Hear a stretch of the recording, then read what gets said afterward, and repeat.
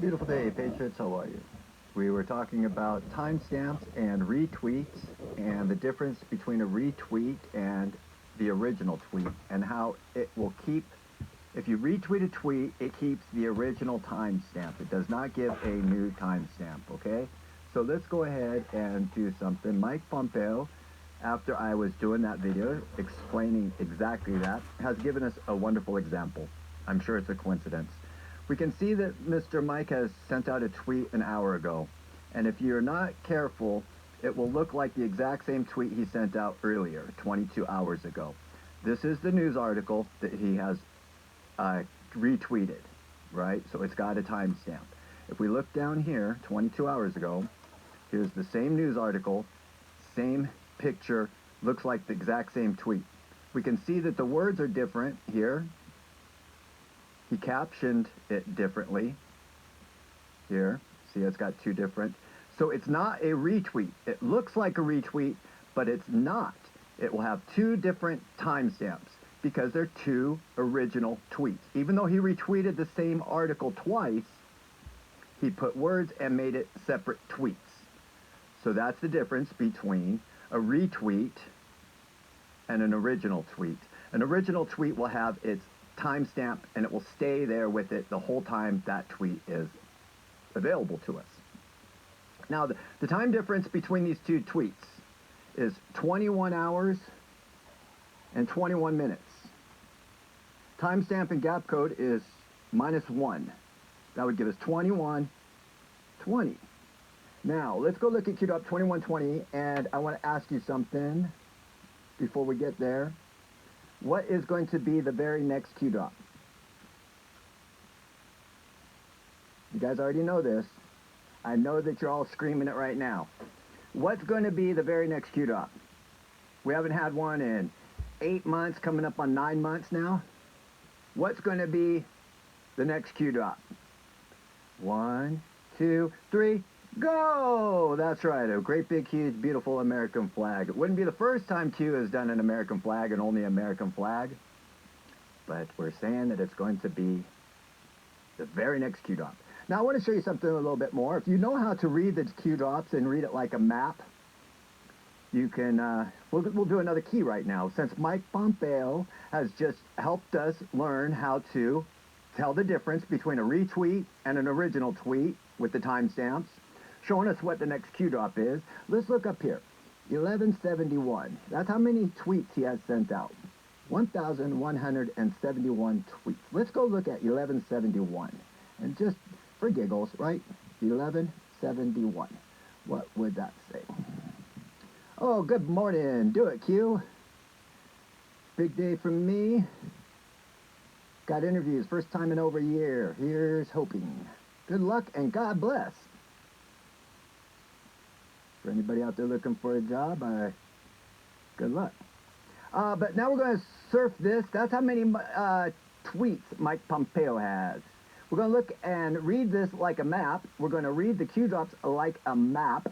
We can see this date is 4/17. That's 4/17, correct? Let's go look at Qdop 4/17. What do you think that might say? 4/17. News unlocks the map. Oh, what map? What are you talking about, map? What do you mean stringers are important? What do you mean? That doesn't make any sense whatsoever. Well, let's mirror that. Is it possible if we mirror that? What would that be?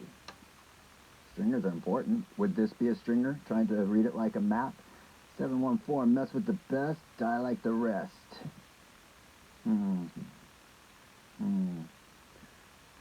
Let's see, we see Killbox in there, 244. We already know what Qbox 244 is, right? Let's go look at it again. Let's go look at it again, just as a refresher. Because we're trying to do stringers, right? Less than 10 can confirm me. My name is Gregory Hamilton. I talk to Q. And it's a coincidence that Q talks back. Twitter retweet. Oh, well, what a coincidence, because that's what this whole lesson's about right now, showing the difference between a tweet and a retweet.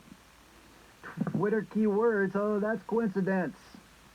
Purely coincidence. Pics. Well, didn't we just do a video this morning about original pictures? It was meant only for you. God bless. Oh my gosh, these God blesses. Think of all the different Q drops that are out there. To be able to line up Q drops where there's actual messages on them, there's only a certain amount of them. Not all Q drops have messages in them. Can you read Q drops like a map? I don't know. Can you? I can. Can you? I guess is really what the question is. Are you able to? Can you? Can you? Simple. It's easy. Mike Pompeo's out there trying to teach you how. Well, anyways, it's up to you. This is why it's so important to find Jesus Christ, because because man will keep us confused. Maybe these guys are trying to help us, maybe they're not. But who's not trying to help you is people that decipher Q drops incorrectly and try to keep certain information away from you. If there is a Q team, and if Q's purpose is to spread information to wake people up, to break free of the matrix, correct? If that's what its purpose is, would they be using real live people's channels so that you can confirm who it is? Or would they be using anonymous channels? People that have no way of confirming who they are.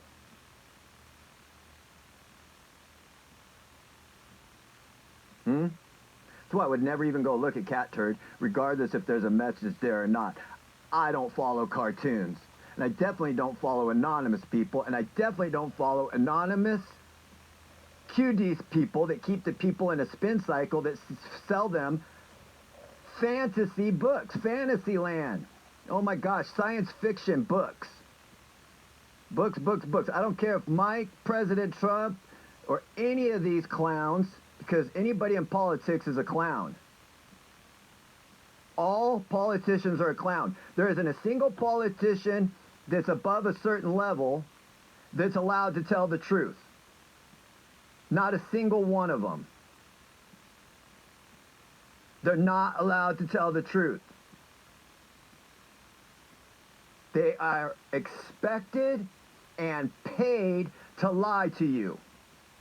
That's why these guys go straight up to the news people who they know is lying and is giving out propaganda, and they go and give interviews to the people that are giving out the propaganda. If you knew the news was propaganda, and you knew the news was lying, and you were a government official trying to stay away from the lies and give the truth to the people, you wouldn't do interviews on the news.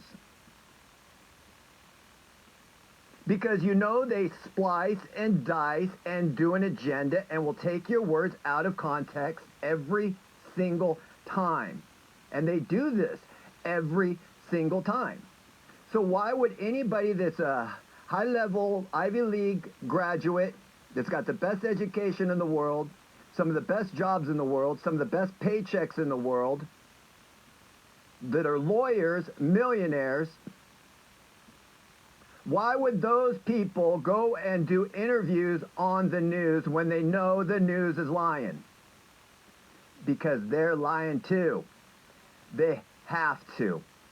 We can point fingers at them and blame them for lying to us, but I say it's more point the finger at me for me being stupid enough to believe liars. Politics, government. Do the etymology on those words. Leave geometry alone and do etymology and learn the history of your English language. That'll put shivers down your spine. You want to see about how people are lying? We lie to each other just by the words we use without even realizing that we contradict everything we say by the words that we use. I understand, or do I overstand a subject? Here's a subject. Do I understand it and it's above me, or do I overstand the subject and I get it? Just a small little simple example. Don't believe and trust in man.